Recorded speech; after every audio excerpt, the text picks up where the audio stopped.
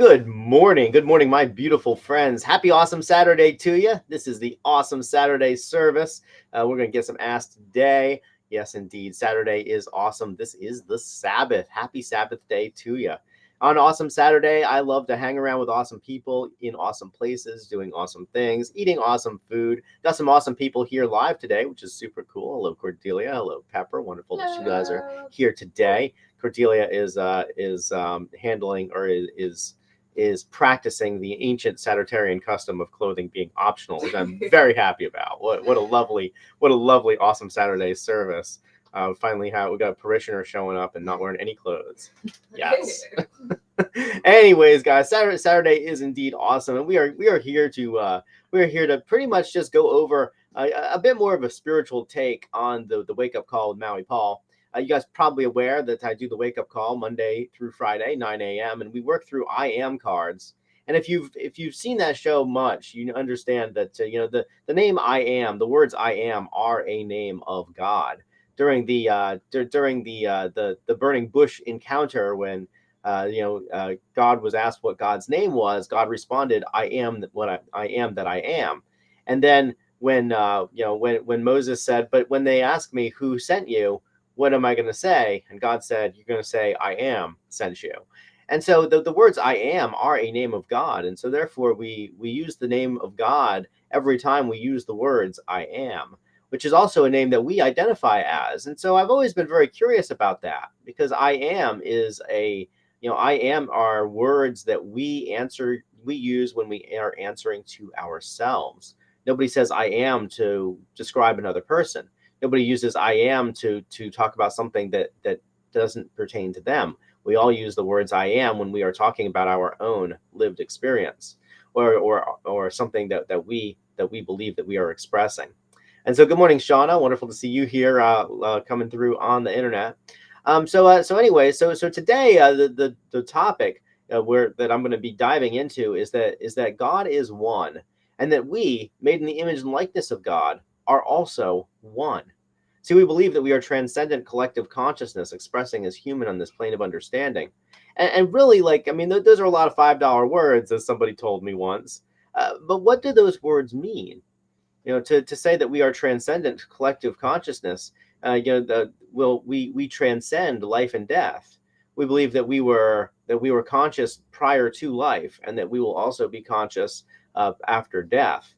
And that what happens in the middle of this, the time between life and death, is incredibly important.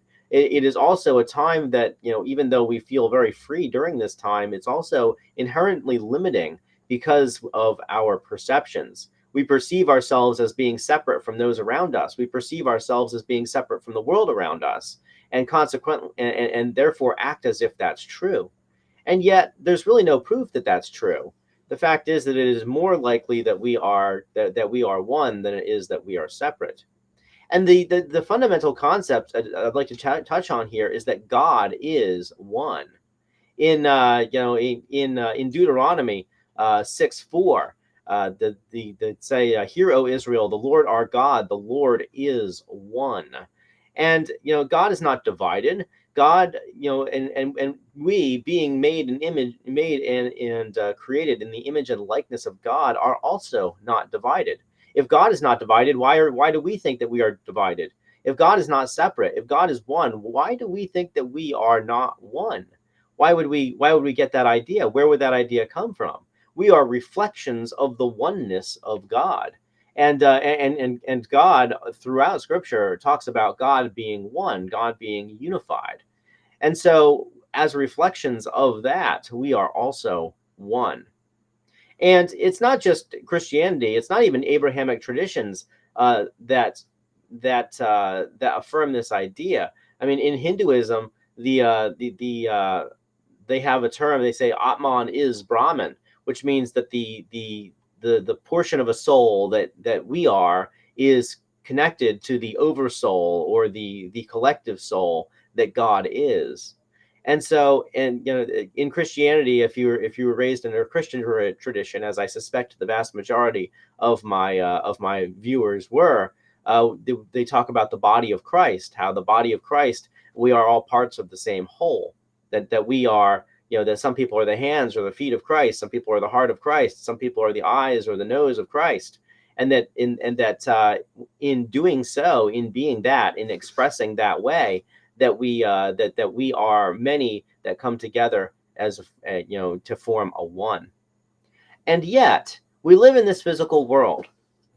And we see separate things. And because we see separate things, we perceive ourselves as separate from certain things. We get this idea that something which is outside of our senses is separate from us, and something which we do perceive from our senses, is separate from us. But then, if something is separate from us, we have to decide where we begin and the other thing ends. And so I pick up this lovely cup that I have. It's a lovely original factory outlet cup from one of my favorite people in one of my favorite stores. And this original factory cup, this cup that I have, this thing, I think that this is separate than me, because I can pick it up, I can manipulate it, I can move it, I can set it down, I can let go of it, and I can close my eyes and not think about it, and all of a sudden it's not there. But there's really no proof that I'm different from that cup. There's no proof that I'm made of different stuff, but rather I perceive that thing differently, using my sense of touch, using my sense of sight, my sense of feeling, my sense of smell, my sense of sound, the senses that I have.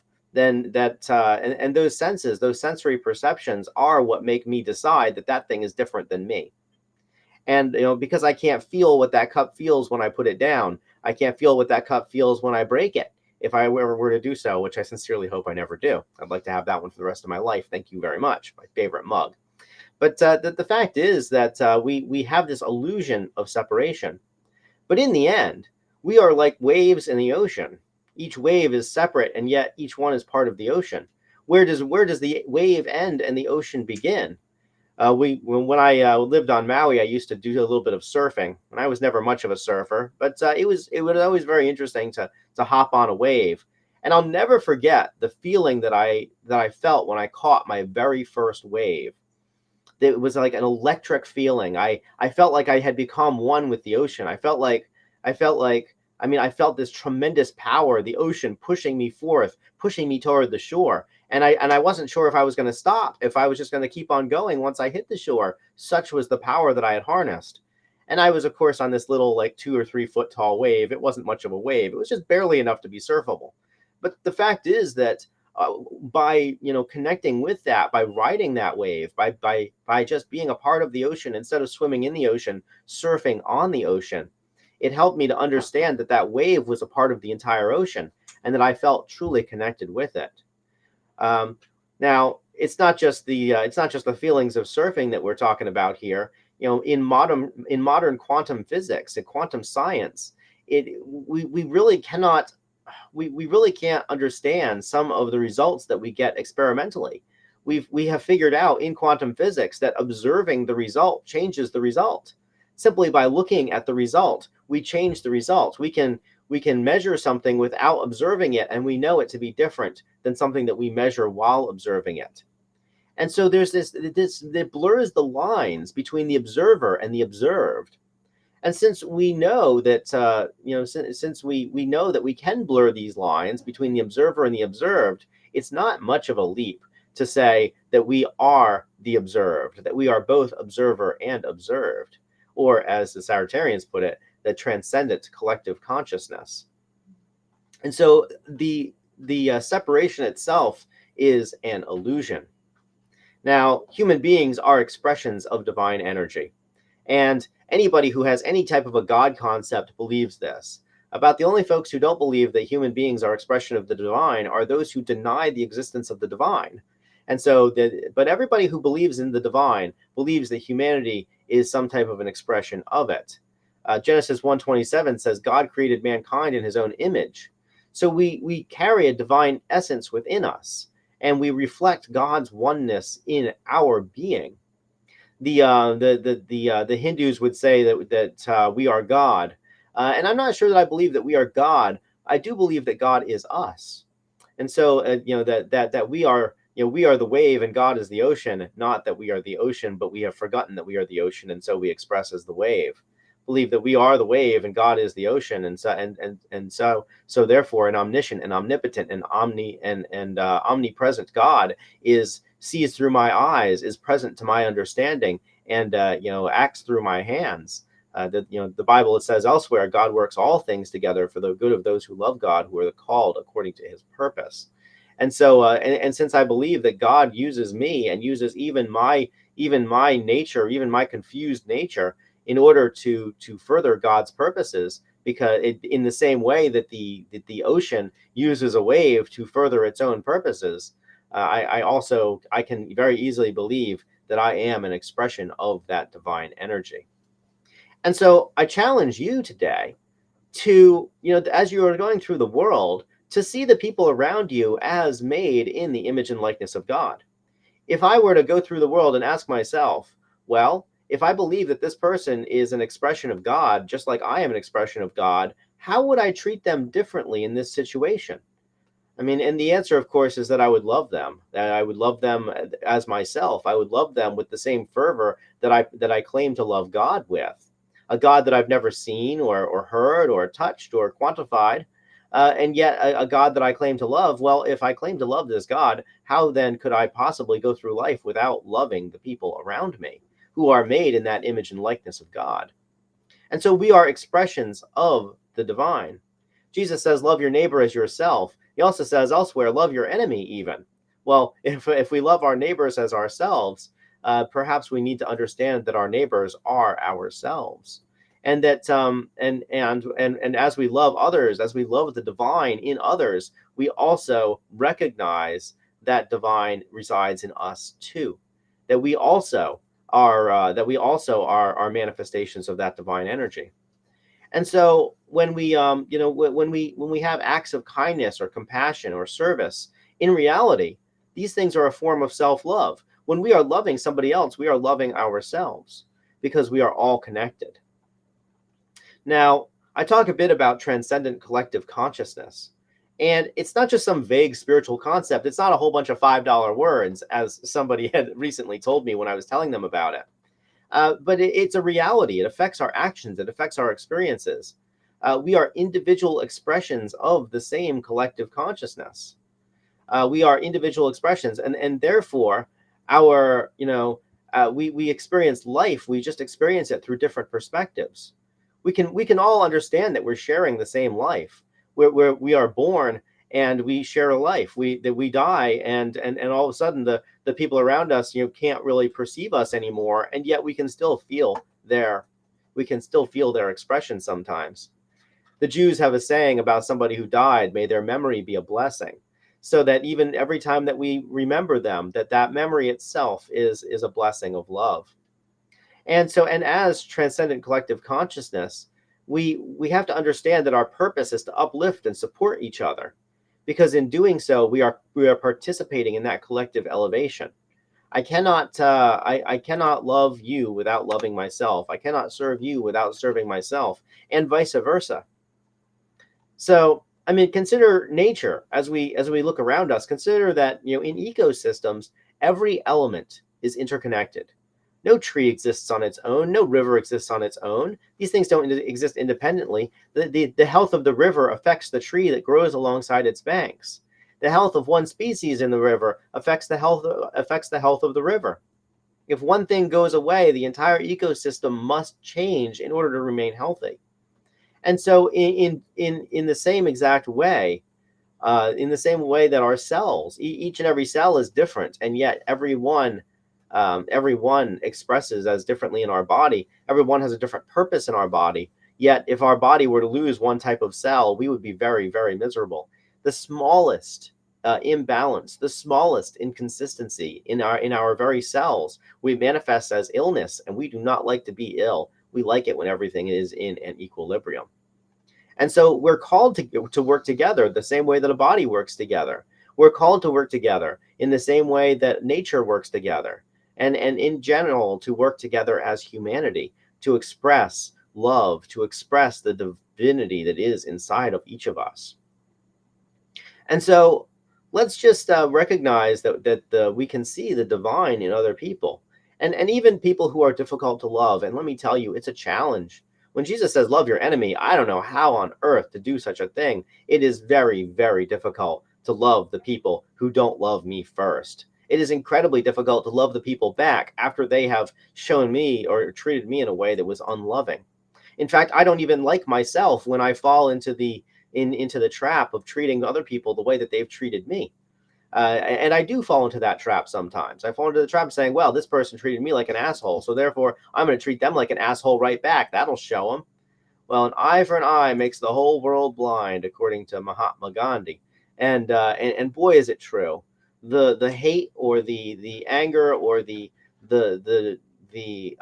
disrespect or the disregard that I hold other people in is a hate or an anger or a disregard that I must also hold myself in order to hold them down in that muck. I have to be down there with them. And so when I love the people around me, even those people who don't love me, even those people who are actively antagonistic toward me, and I do know this, there are people who are actively antagonistic toward me.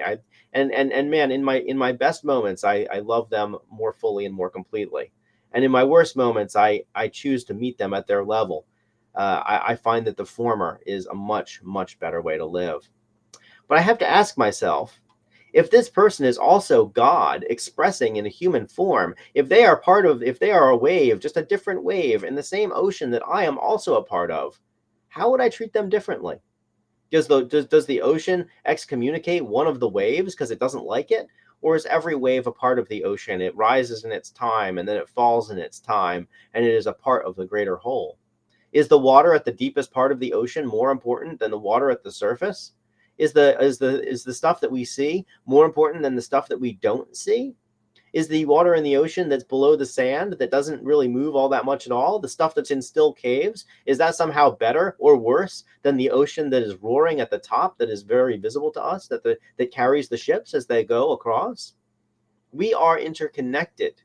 And so let us offer forgiveness to the people who wrong us. Let's offer compassion to the people who are hurting. Let's offer understanding to the people who just need to be understood. Let's reach out and love the people around us. And in doing so, really live out the truth of our interconnected nature. Live out the truth of our transcendent collective consciousness. These are not just words that we speak. They are a philosophy of life. The fact is that everybody that we encounter is a mirror reflecting back the divine. And not just and it doesn't reflect back the divine in general. It reflects back the divine in specific. And in specific, it reflects back the divine nature that we ourselves are putting out there. Those people that we meet are reflections of us. The people that we see reflect us more than anything else. And so they reflect the divinity that is expressing through us.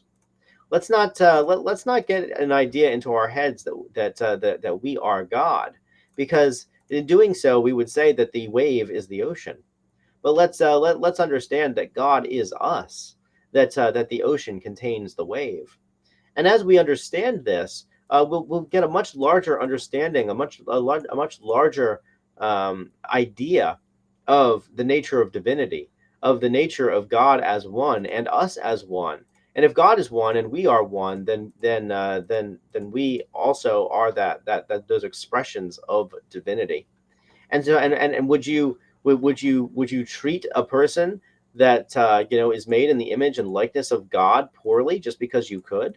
Of course not. Every single one of us would if we had if we had the ability to meet God, then we would treat that God with respect and love, because that ultimately this life that we have is a gift that was provided to us. It was this reality that we're currently experiencing is a gift. And so let's honor that gift by loving the other people who are also co-heirs in that gift, who are also co-inheritors of life. And as we do that, as we love these people, and as we cherish these people, and as we treat these people the way that we believe that we should be treated, we are going to make the world a better place. I remember an older mentor of mine once said, "I don't care what your religion is. I care if your religion makes you a better person. I support your religion.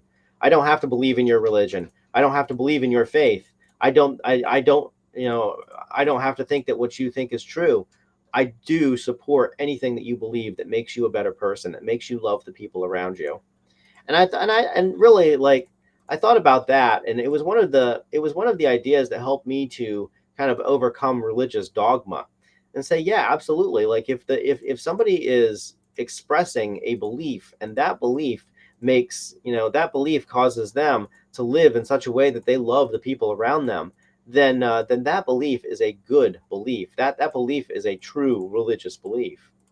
Any belief that causes somebody to believe that to act in a way that is loving to the people around them is a manifestation of loving our neighbor as ourself, and in doing so, really, yeah, really just practicing a true religion. And so on this awesome Saturday, on this amazing, beautiful day, on this Sabbath day of rest, let's recognize that we can indeed transcend that illusion of separation. That we can indeed treat our neighbors as ourselves, love our neighbors as ourselves, and in doing so, we are loving ourselves. Saturday is awesome, my beautiful friends. Saturday is an incredible day. The Sabbath is a gift. This is the day when we stop striving and can and really lean into being. We stop being human doings and we start being human beings. Does nature strive to do? Of course not. Is everything around us working diligently to for some kind of a future? Of course not. And yet we do this as human beings. We do this. We do this all the time. We work tirelessly for a future that hasn't even happened yet. And so this is awesome Saturday. And so let's celebrate our inherent value and worth, as Pepper puts it. Here, I got a card for that. Boom, because indeed we are awesome. And so let's recognize and let's celebrate our inherent value and worth.